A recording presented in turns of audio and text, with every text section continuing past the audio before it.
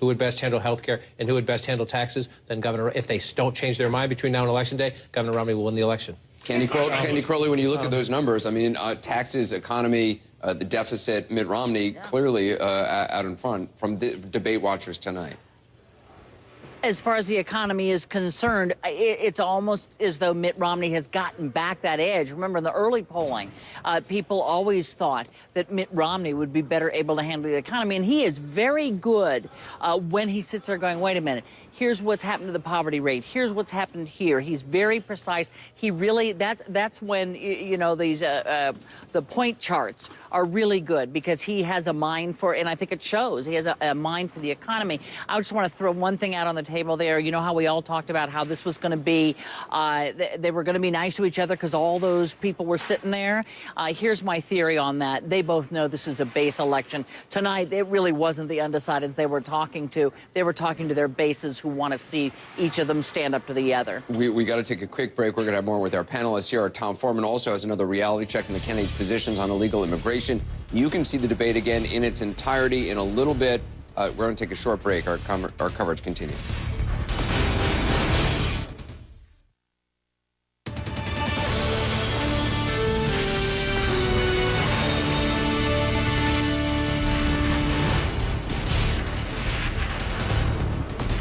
I'm Wolf Blitzer. We're here in the CNN Election Center for comprehensive analysis of tonight's second debate between President Obama and former Governor Mitt Romney, the debate moderated by CNN's Candy Crowley. The biggest verbal clash of the night came when Romney accused the president of waiting too long to call the September 11th attack on the United States consulate in Benghazi, Libya, an act of terror. The president said Romney simply had his facts wrong. Watch this. The day after the attack, Governor, I stood in the Rose Garden and I told the American people and the world that we were going to find out exactly what happened, that this was an act of terror, and I also said that we're going to hunt down those who committed this crime. And then a few days later, I was there greeting the caskets coming into Andrews Air Force Base and grieving with the families. And the suggestion that anybody in my team, whether the Secretary of State, our UN ambassador, anybody on my team would play politics or mislead when we've lost 4 of our own, Governor, is offensive. That's not what we do. That's not what I do as president. That's not what I do as commander-in-chief. Governor, if you want to reply just quickly to this, please. I certainly do. I think it's interesting. The president just said something which is that on the day after the attack, he went to the Rose Garden and said that this was an act of terror. That's what I said. You said in the Rose Garden, the day after the attack, it was an act of terror. It was not a spontaneous demonstration. Is that what you're saying? Please proceed, Governor. I want to make sure we get that for the record, because it took the president 14 days before he called the attack in Benghazi an act of terror. Get the transcript. He did, in fact, sir. So let me call it an act of terror. Can you say that a little louder, Candy? He did call it an act of terror. It did as well take 2 weeks or so for the whole idea of there being a riot out there about this tape to come out. You're correct about that. The administration indicated that this was a reaction to a video and was a spontaneous reaction. They did. It took them a long time to say this was a terrorist act by a terrorist group. And to suggest, am I incorrect in that regard? On Sunday, your secretary, the ambassador of the United Nations went on the Sunday television shows and spoke about how this was a spontaneous reaction. I'm happy to have a longer conversation about foreign policy. Absolutely, but I want to move you on, and also people can go to the.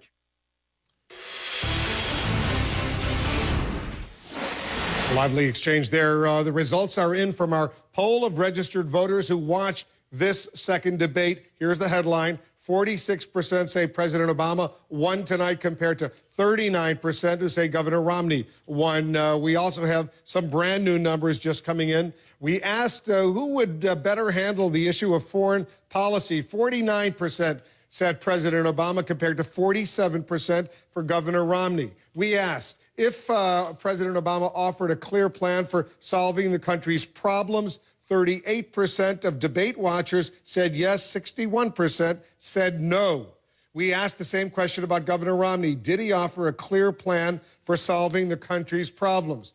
49% said yes, 50% said no. Remember, this is a scientific poll that reflects the views of people who watched the debate. And our sample indicates that 33% of those who were surveyed were Democratic, 33% were Republican. That sample is about 8 points more than Republican, 8 points more Republican than an average of CNN polls taken in 2012 of all Americans. So the respondents were more Republican than the general public. Let's continue our analysis. Anderson? Yeah, let's talk about it with our contributors and our analysts, because, I mean, when you look at the overall number, people saying Obama won the debate, but when you actually look at the breakdown in terms of on the economy, on taxes, on the deficit, some very promising numbers for Mitt Romney. It really comes down to what do you vote on?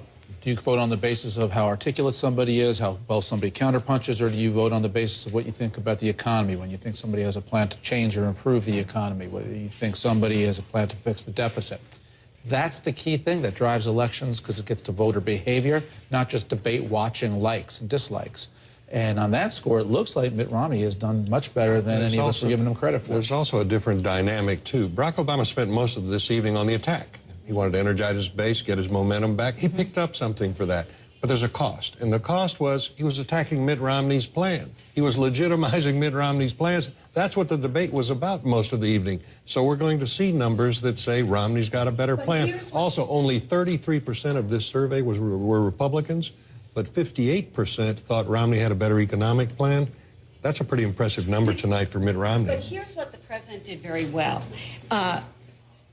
He won on the attack. People thought in this poll that the president attacked more than Mitt Romney, but they also found him to be more likable at the same time. So he managed to attack while not alienating people. And yet you look at who's a better leader in those polls. That's right. They go more for Mitt Romney, though. Yeah, a little more for Romney. Well, we started out the evening talking a lot about the search for the women voter. And I think one of the things this debate underscored is, yes, the economy, jobs, and deficits are very important, but other issues are also important. And I think Mitt Romney scored some points. Van has been making this point on some of the social issues that also draw women voters that do have an influence on this race. My reading on this is, if you look at this poll, given how the composition of the poll, that President Obama scored a solid victory tonight in terms of the public's perception. And yet at the same time, Mitt Romney has a lot of things he can find consolation in, which promises to me this is going to be a rip-roaring end of the race. We're going to come right back to it. We're having some mic problems, actually. So let's go to Wolf to look at the uncommitted voters. Yeah, let's take a closer look, Anderson, at the focus group of uncommitted voters. Our focus group in Ohio, in Columbus, Ohio, they responded to the candidates tonight. We measured their reaction as they listened to President Obama and Governor Mitt Romney. The green line represents the men. The yellow line is for women. Check it out. Here's President Obama's best moment of the night. It happened at around 9:07 p.m. Eastern. The question was on the future of the jobs market. Listen to the president talk about jobs. We've got to make sure that we have the best education system in the world. And the fact that you're going to college is great, but I want everybody to get a great education. And we've worked hard to make sure that student loans are available for folks like you. But I also want to make sure that community colleges are offering slots for workers to get retrained for the jobs that are out there right now and the jobs of the future. All right, let's take a look at Mitt Romney's best moment. He peaked at around 9:24 p.m. Eastern. The question was on eliminating tax deductions. Listen to Mitt Romney's high point on taxes. I want to bring the rates down. I want to simplify the tax code, and I want to get middle-income taxpayers to have lower taxes. And the reason I want middle-income taxpayers to have lower taxes is because middle-income taxpayers have been buried over the past 4 years. Let's go to CNN's Aaron Burnett. She's in Columbus, Ohio, with the focus group. That's a key battleground state. Aaron, take us a little bit in depth.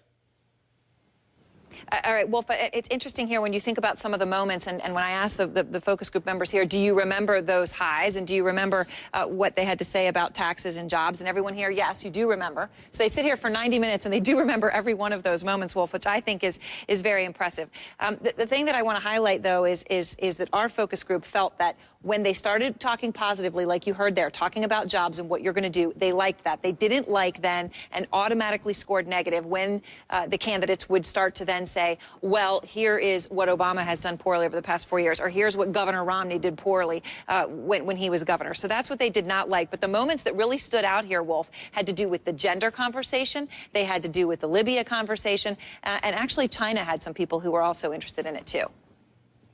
All right, Aaron, stand by, because I want to take a closer look now at the low points of the debate for both President Obama and Governor Romney. Let's begin with the president's low points. It came at around 10:25 p.m. Eastern, right near the end of the debate. The question was on assault weapons, but the president ended up talking about teachers. This is part of the choice in this election.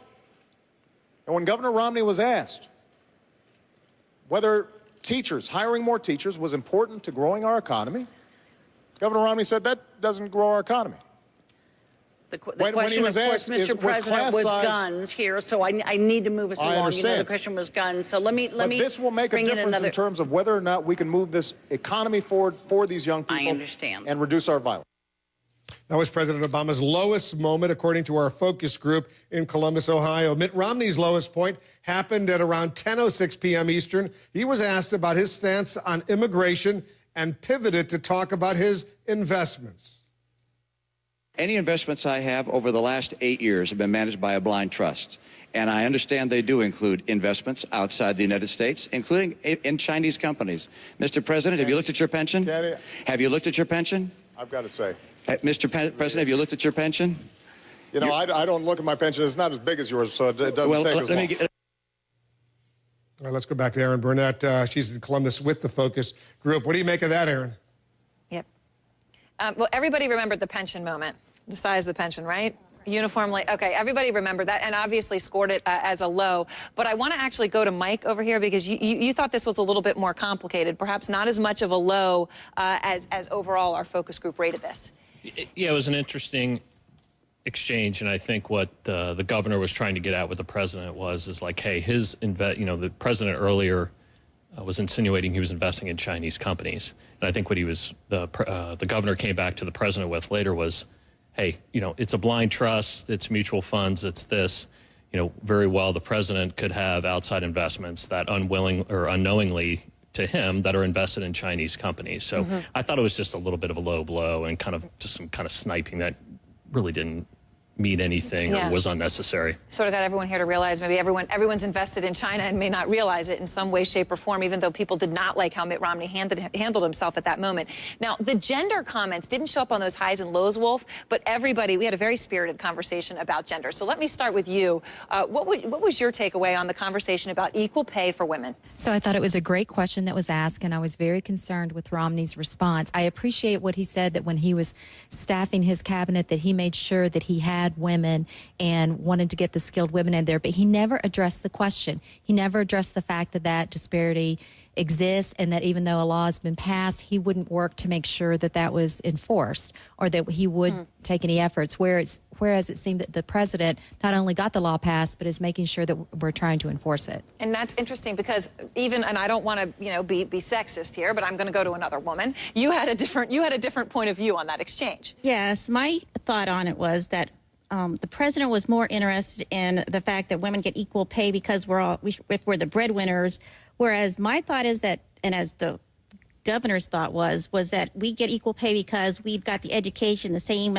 talents, and that we've worked as hard as the man has for the same position, and that's what the qualification should be for that position, and not be determined by the gender. So there were different takeaways on the gender. Now, there was one moment, and we started having, again, a very spirited conversation on Libya, and there are many people here with different points of view, as there are around the country, but everybody here, I don't want to say everybody, but it was overwhelming, did not like how Mitt Romney handled the Libya moment. Am I characterizing this fairly?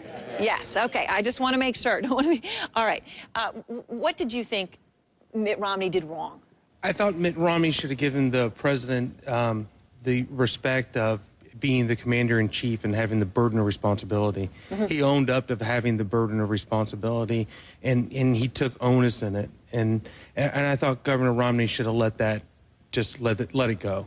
And let me just, one final comment on that. Let me just come over here to you. You also had some frustration about a specific part of that moment. I just think it's an error to politicize a tragedy like that. No presidency is going to be immune from terror, and no president